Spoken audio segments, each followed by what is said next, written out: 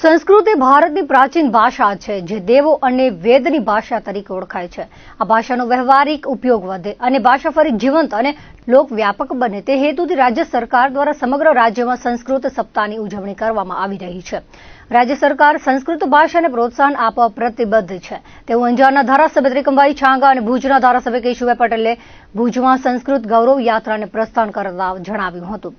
ગુજરાત રાજ્ય સંસ્કૃત બોર્ડ દ્વારા સંસ્કૃત સપ્તાહ અંતર્ગત 6 થી 8 સુધી ત્રિદિવસીય ઉજવણીનો આજે પ્રારંભ થયો છે। આજે જિલ્લા કલેક્ટર આનંદ પટેલના માર્ગદર્શન હેઠળ જિલ્લા વ્યાપી ઉજવણીના પ્રથમ દિવસે ભુજમાં વિશાળ સંસ્કૃત ગૌરવ યાત્રા નીકળી હતી।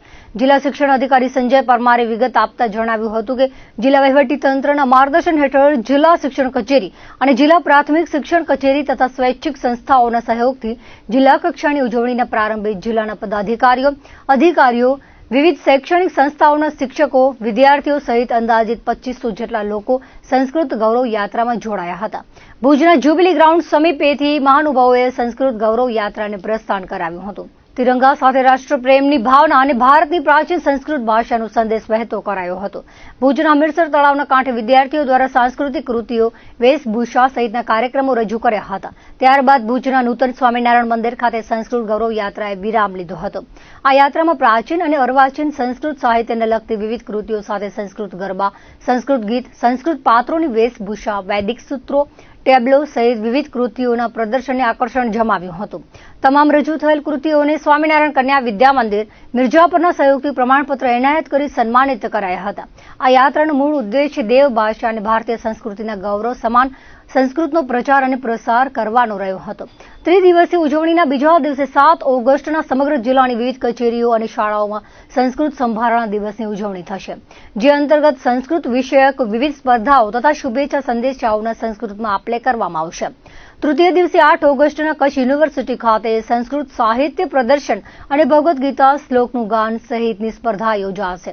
સંસ્કૃત સપ્તાહની ત્રિદિવસીય ઉજવણીના આયોજન માટે જિલ્લા વહીવટી તંત્રના માર્ગદર્શન હેઠળ જિલ્લા શિક્ષણ અધિકારી સંજય પરમાર, જિલ્લા પ્રાથમિક શિક્ષણ અધિકારી ભૂપેન્દ્રસિંહ વાઘેલા અને શિક્ષણ વિભાગની ટીમ જહેમત ઉઠાવી રહી છે।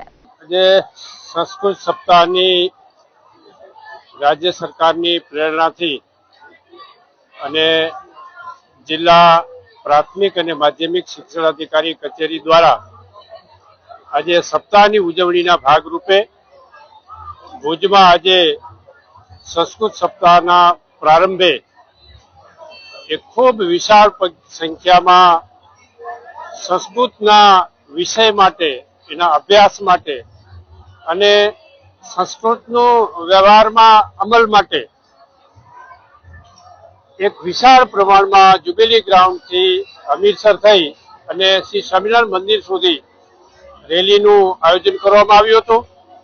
ખૂબ મોટી સંખ્યામાં વિદ્યાર્થીઓએ એમાં ભાગ લીધો, શાળાઓએ ભાગ લીધો।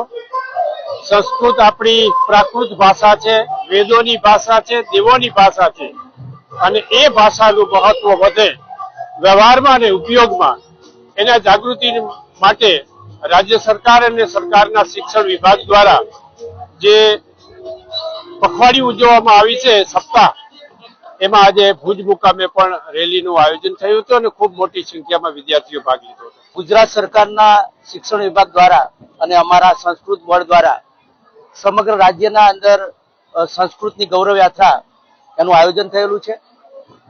અમારા શિક્ષણ મંત્રી શ્રી બંને ડિંડોર સાહેબ અને પાંચરિયા સાહેબના સીધા માર્ગદર્શન તળે આખા રાજ્યના અંદર આ સંસ્કૃત ગૌરવ યાત્રાનું આયોજન થયેલું છે। ખાસ કરીને જિલ્લા કક્ષાએ અમારા અધ્યક્ષ કલેક્ટર સાહેબ અને એમના સમગ્ર વહીવટી તંત્રના માર્ગદર્શન તળે આ ત્રિદિવસીય ગૌરવ યાત્રાનું સુંદર મજાનું આયોજન કચ્છના અંદર થયેલું છે। આજના પ્રથમ દિવસે આપણે ગૌરવ યાત્રા એનું આયોજન આપણે કરેલું હતું।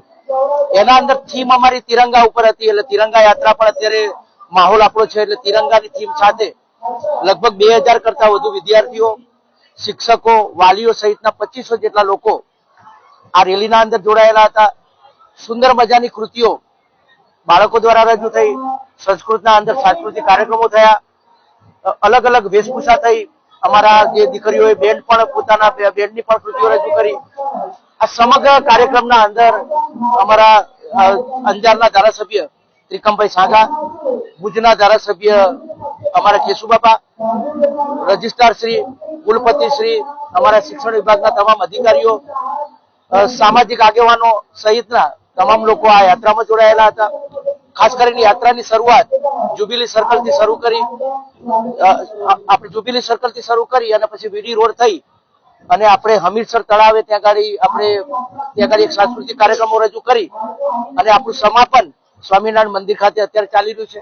ખૂબ સુંદર વાતાવરણના અંદર એક આ સંસ્કૃતિ, આપણી પ્રાચીન ભાષા છે, એનો પ્રચાર પ્રસાર માટે એક સુંદર મજાની યાત્રાનું આયોજન થયું અને એ સાથે તિરંગાની થીમના અંદર પણ લોકોને દેશભક્તિ જાગે એ માટેના સુંદર મજાના પ્રયાસો આ વિદ્યાર્થી દ્વારા થયા. સમગ્ર મારી ટીમને હું અભિનંદન આપું છું.